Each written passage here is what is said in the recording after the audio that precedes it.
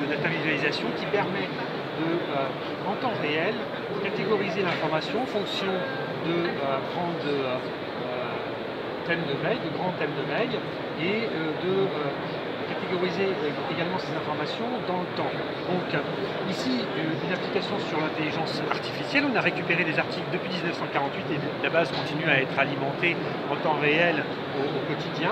On va pouvoir sélectionner un thème. Qu'est-ce qui se passe par exemple en termes de connaissances? Quels sont les acteurs qui sont les auteurs qui sont présents, éventuellement les entreprises qui sont les plus en pointe dans ce domaine-là, dans quel domaine ces applications en intelligence artificielle sur les connaissances, dans quel domaine elles s'appliquent. Donc essentiellement ici on le voit dans les sciences de l'information aujourd'hui, et ça c'est vrai aujourd'hui.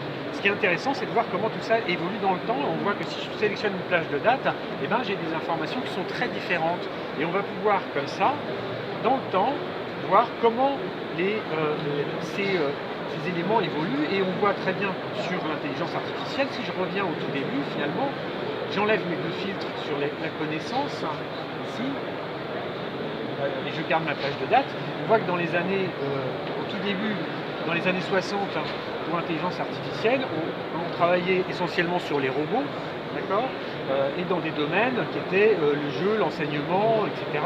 Donc, les jeux d'échecs, les premiers petits robots, et on voit ensuite que les technologies se diversifient avec l'apprentissage, la motricité, la perception, dans des domaines comme la robotique, bien sûr, les jeux et l'enseignement qui apparaît. Puis plus ça va, plus on voit que les domaines vont se diversifier. Vous voyez, les technologies aussi évoluent.